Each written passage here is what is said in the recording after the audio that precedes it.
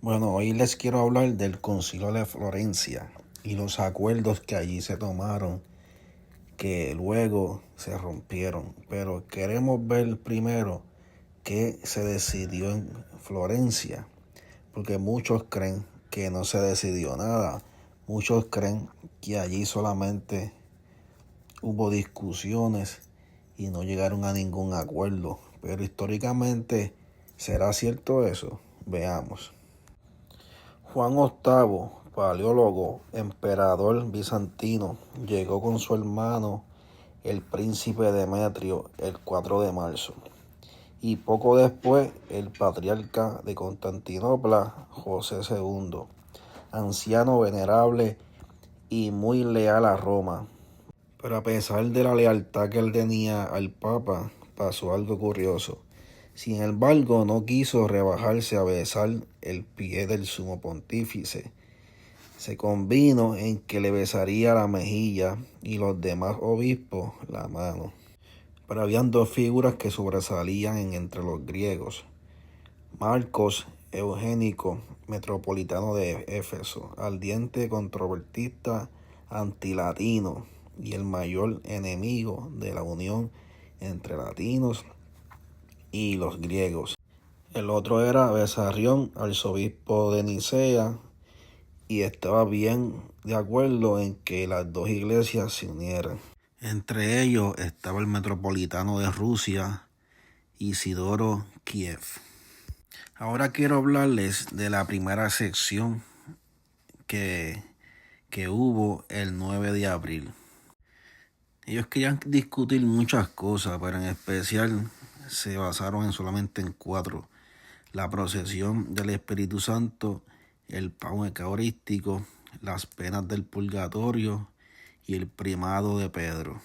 En la primera sesión apenas discutieron más que sobre las penas del purgatorio, a pesar de que las diferencias de opiniones eran leves, ya que los latinos admitían la pena del fuego, mientras que los griegos, no muy coherentes y firmes en su pensar, admitían otras penas, reservando el fuego para el infierno. O sea, ellos creían en el purgatorio, pero simplemente lo creían de formas diferentes.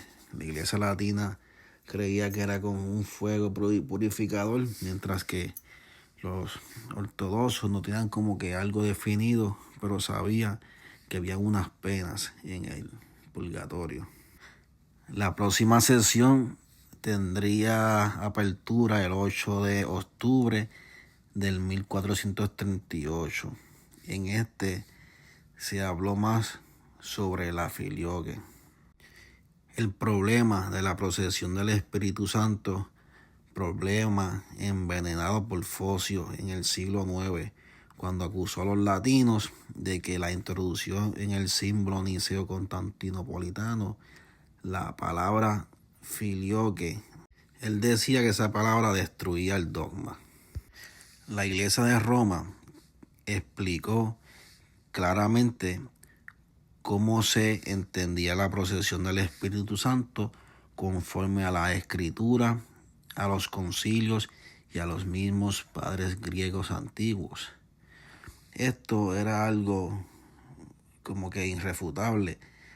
La Iglesia Católica Romana no estaba usando a los padres latinos, está usando a los mismos griegos para decir, sí, la filioque ya se creía antes del cisma del siglo IX. El patriarca de Éfeso, él empezó a decir que esos textos de los padres de la iglesia eran interpolados, como que si fuera una mentira de la iglesia católica, cuando se le demostró que no, que los textos de los padres de la iglesia griegos sí lo decían. Él no tuvo más que aceptarlo, pero aún así siguieron negándolo. O sea, la iglesia católica se basa en las escrituras, concilios y en la tradición. Y la iglesia ortodoxa simplemente lo quiso negar. En un principio lo aceptaron el concilio, se firmó la acta Y ahí todo se explicó. Ellos lo aceptaron el purgatorio, aceptaron el primado de Pedro, aceptaron la filioque, pero al volver, pues como que no quisieron seguir las clausuras. Pero este concilio es totalmente ecuménico, es válido. Los ortodoxos aceptaron que Pedro es el primado, que es el líder de todos los obispos. Ellos lo aceptaron, lo firmaron. Todo eso está claro. Pero la historia no miente, ahí está todo. O sea, la iglesia tiene este concilio como que ecuménico. Los que se apartaron, el cisma, lo hicieron los mismos ortodoxos, porque ya había un acuerdo que se firmó y después ellos dicen no, que ya no lo vamos a aceptar porque un patriarca de Éfeso que estaba sesgado, porque él sabía que se le demostró con la Biblia, con concilio y los mismos padres griegos que el filioque era aceptable. Pero así son las cosas. Dios sabrá por qué esto así ha pasado. Sé que esto no es obra de Dios, es obra del enemigo, porque Dios siempre quiere la unidad. Pero yo sé que en un futuro la iglesia va a volver a estar unida.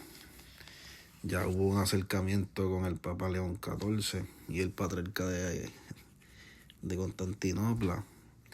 Y yo sé que esto va a cambiar algún día. Esperen la segunda parte donde voy a dar más detalles.